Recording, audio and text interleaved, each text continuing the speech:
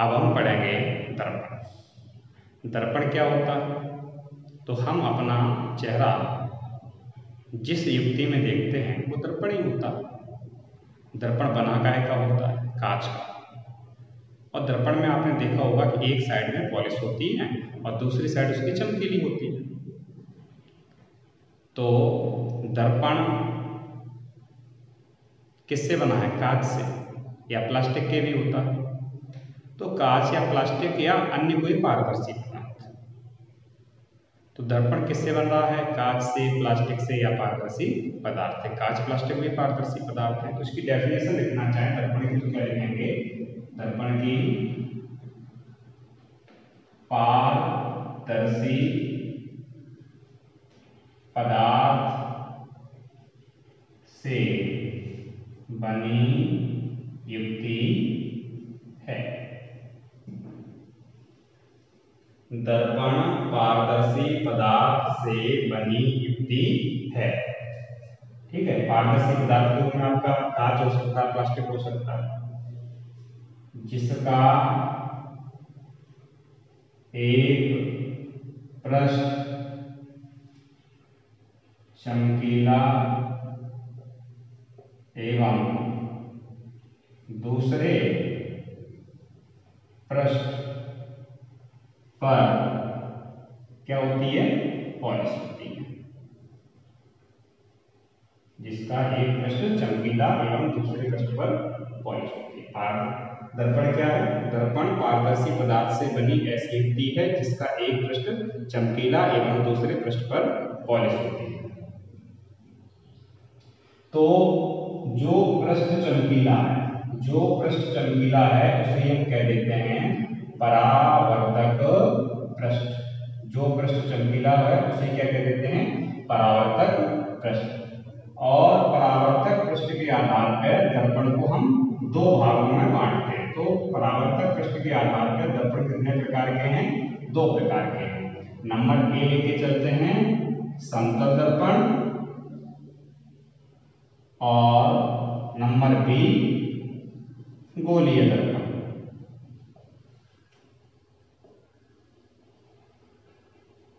तो number A हम बात करेंगे समतल दर्पण। तो जैसा कि नाम से स्पष्ट है, कैसा है? समतल है। तो इसको बनाने के लिए हम एक कांच की समतल प्लेट ले लेंगे। ठीक है। आप जानते हैं दर्पण की एक साइड पर पॉलिश होती है, तो इसकी एक साइड पर हमने क्या कर दिया? पॉलिश कर दिया। तो जो ये ऊपर वाला भाग है, ये वाला पृष्ठ है, वो कैसा बन जाएगा? चमकीला। और चमकीला तो यही क्या हो जाएगा? परावर्तक पृष्ठ। इसकी डेफिनेशन क्या लिखेंगे? ऐसा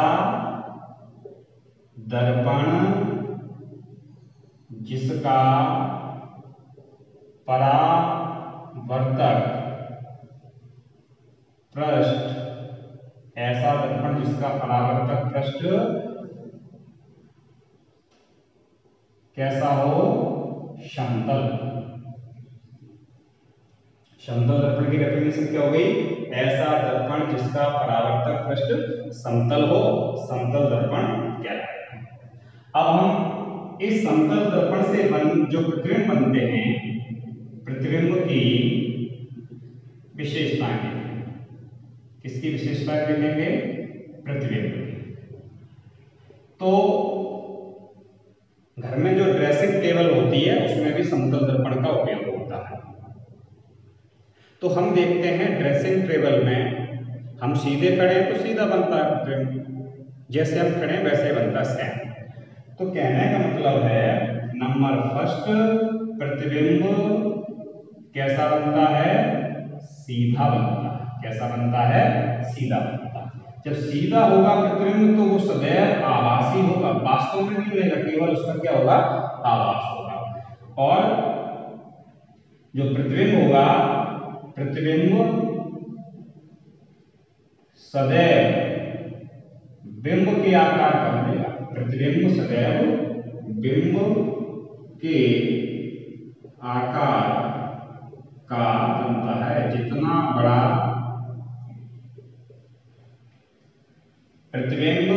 सीधा बनेगा तो आभासी हो जाएगा। सीधा प्रतिबिंब हमेशा आभासी होता है और प्रतिबिंब सदैव बिंब के आकार का बनता है। जितना बड़ा बिंब होगा उतना ही बड़ा प्रतिबिंब होगा। नंबर सेकंड है जो प्रतिबिंब सदैव पार्श्व परिवर्तित होता है। कैसा होता है? पार्श्व परिवर्तित।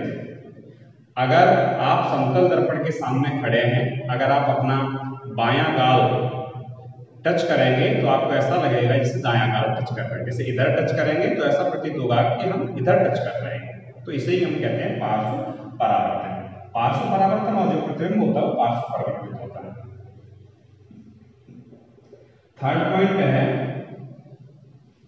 प्रतिबिंब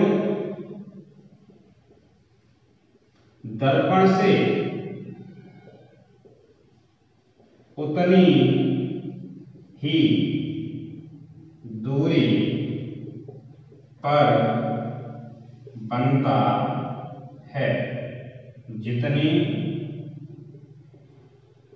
दूरी पर बिंब दर्पण से होता है। समझे ना?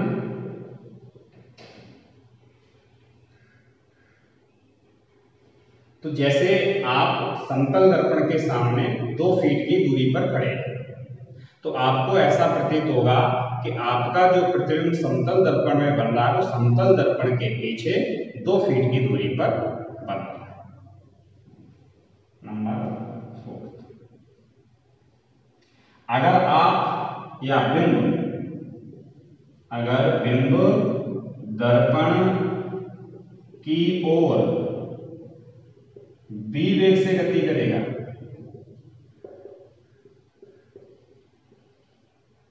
तो प्रतिबिंब दर्पण की ओर 2b वेग से गति करता। कितने वेग से? अगर आप समतल दर्पण की ओर b वेग से जा रहे हैं तो आपका प्रतिबिंब समतल दर्पण की ओर 2b वेग से आएगा। अब आप कहेंगे कि प्रतिबिंब तो समतल दर्पण में ही बनता है तो प्रतिबिंब की ओर तो समतल दर्पण की ओर प्रतिबिंब कैसे आएगा? तो मैंने अभी आपको बताया था कि जो समतल दर्पण में प्रतिबिंब बनता है वो आभासी होता है और आभासी प्रतिबिंब हमेशा दर्पण के पीछे बनते हैं, वहां उनका आभास होता है। तो ऐसा आभास होगा कि दर्पण उधर से समतल दर्पण की ओर या आपकी ओर आ रहा है। अगर आप बी वेग से जा रहे हैं तो प्रतिबिंब कितने वेग से आएगा? 2b वेग से। फिफ्थ इसका पॉइंट है यदि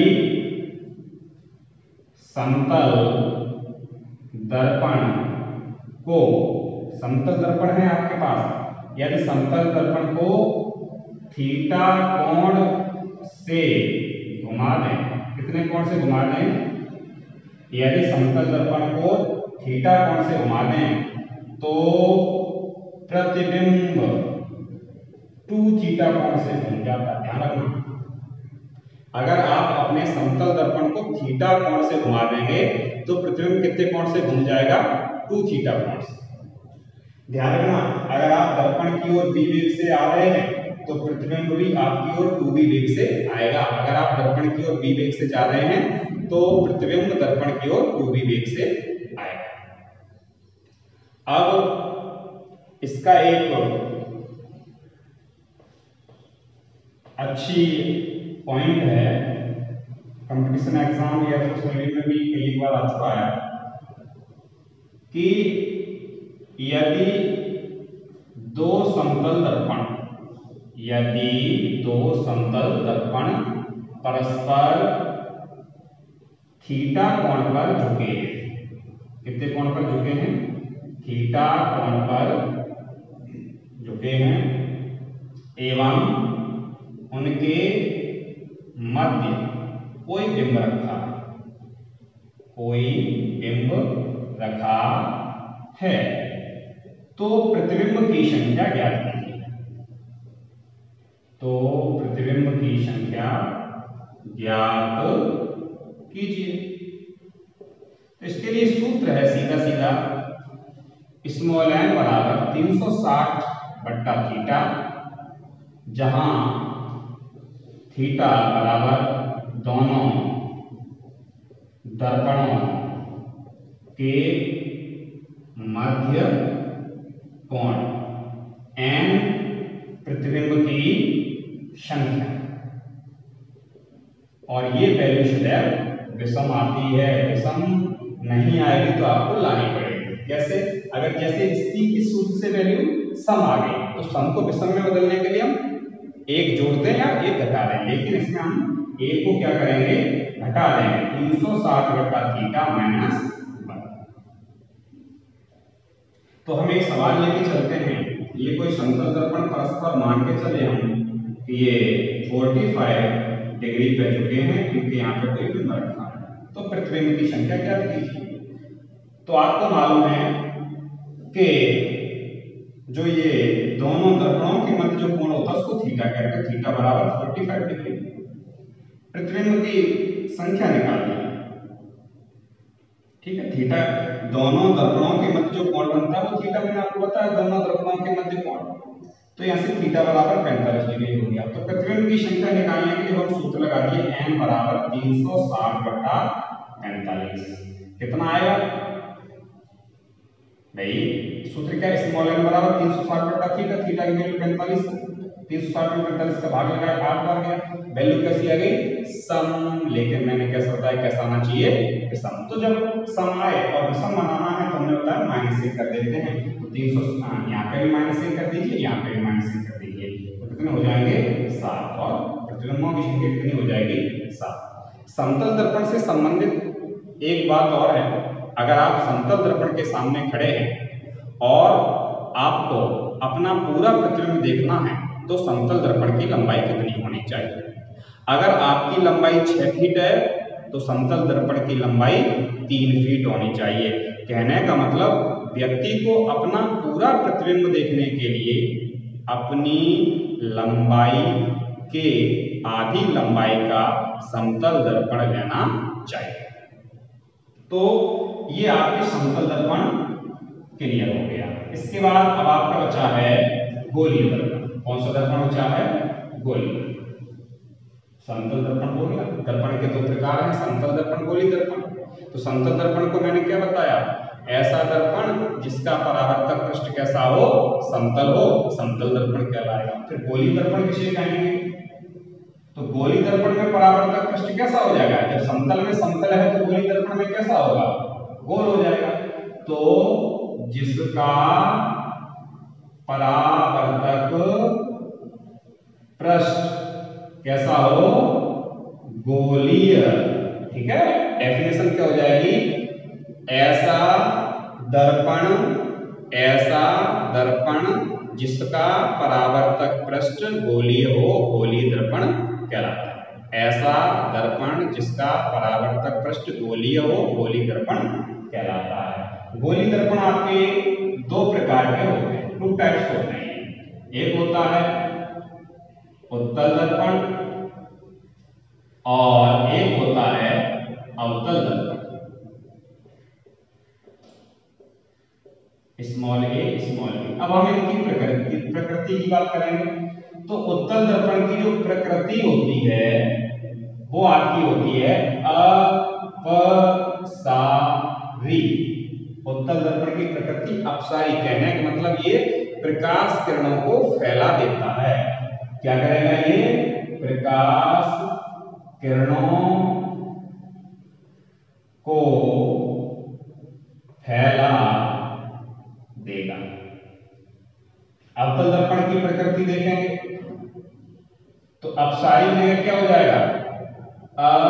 अभिसारी। यहाँ पे अप, यहाँ अप, इतना ही अंतर है। अप अभि, पैर भी। तो अवतल दर्पण की जो प्रकृति है वो अपसारी है। ये क्या करता है? अवतल प्रकाश किरणों को एक बिंदु पर केंद्रित करता है।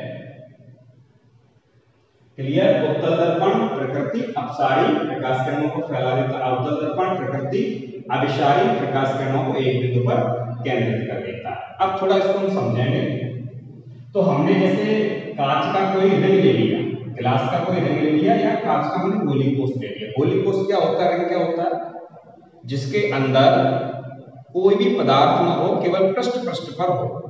इनको हमने इस रिंग को या गोली कोस को दो भागों में काटने के बाद दो भाग बने, फर्स्ट सेकंड।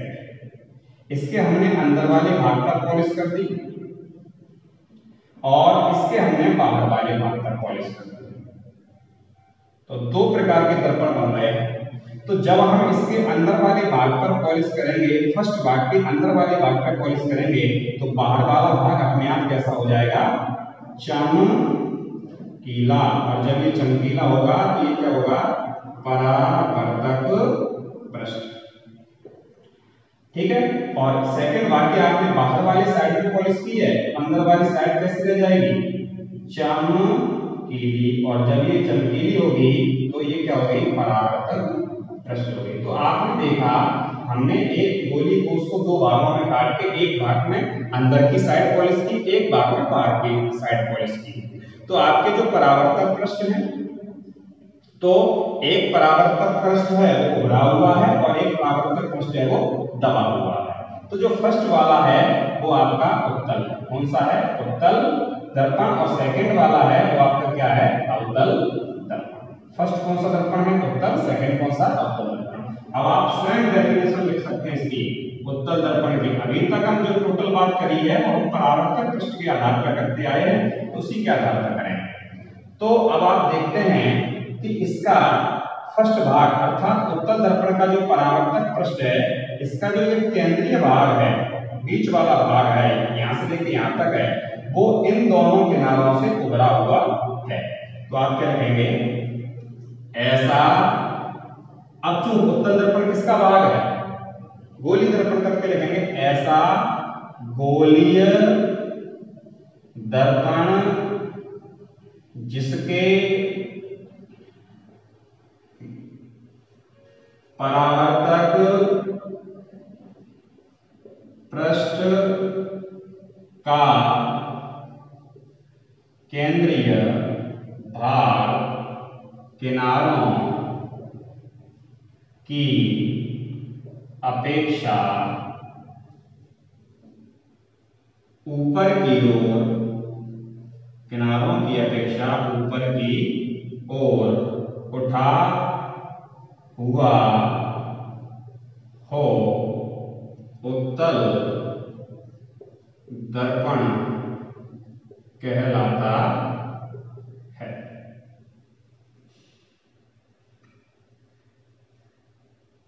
ठीक है। चूंकि ये वाला उत्तल दर्पण है, आपने देखा कि इसका जो परावर्तक पृष्ठ ये है, इसका जो ये सेंटर वाला भाग है, केंद्रीय भाग है, वो इन किनारों की अपेक्षा ऊपर उठा हुआ है। अब आप इसमें देखेंगे कि जो इसका ये जो परावर्तक पृष्ठ है, अवतल दर्पण का जो ये परावर्तक पृष्ठ है, इसका जो ये केंद्रीय भाग है, अवतल दर्पण के परावर्तक पृष्ठ का जो ये केंद्रीय भाग है, अवतल दर्पण के परावर्तक पृष्ठ का जो ये केंद्रीय भाग है, वो किनारों की अपेक्षा कैसा है, दबा हुआ है, बस, और सेम, और कोई परिवर्तन नहीं है। इसी के आधार पे हम अवतल दर्पण की भी डेफिनेशन दे सकते हैं। यहाँ क्या लिखेंगे, अवतल, और सेम रह जाएगा, उत्तल की जगह क्या लिख देंगे, अवतल हमने हाईलाइट कर दिया। ऐसा गोली दर्पण जिसके परावर्तक पृष्ठ का केंद्रीय भाग किनारों की अपेक्षा, इसमें क्या लिखा था आपने, ऊपर की ओर उठा हुआ। ठीक है। अब जब हम अवतल दर्पण की बात करेंगे, ऊपर की ओर उठा के जगह क्या लिखेंगे, नीचे की ओर, उठा की जगह दबा, इसको कर दिया हमने हाईलाइट। और उत्तर की जगह आप क्या लिख देंगे, अवतल। तो देखो एक बार उत्तल दर्पण की डेफिनेशन देखते हैं, ऐसा गोली दर्पण जिसके परावर्तक पृष्ठ का केंद्रीय भाग किनारों की अपेक्षा ऊपर की ओर उठा हुआ हो, उत्तल दर्पण कहलाता है। अवतल की देखेंगे तो हाईलाइट पे ध्यान देना, अवतल दर्पण, ऐसा गोली दर्पण जिसके परावर्तक पृष्ठ का केंद्रीय भाग किनारों की अपेक्षा नीचे की ओर दबा हुआ हो, ठीक है। तो अवतल दर्पण में क्या होता है, परावर्तक पृष्ठ का केंद्रीय भाग किनारों की अपेक्षा नीचे की ओर दबा हुआ होता है। उत्तल दर्पण में क्या होता है, परावर्तक पृष्ठ का केंद्रीय भाग किनारों की अपेक्षा ऊपर उठा हुआ होता है। अब जिनके पास इन नोट्स के पीडीएफ नहीं है वो कमेंट बॉक्स में अपना व्हाट्सएप नंबर दे दें जिस पे पीडीएफ फाइल को भेज दिया जाए। धन्यवाद।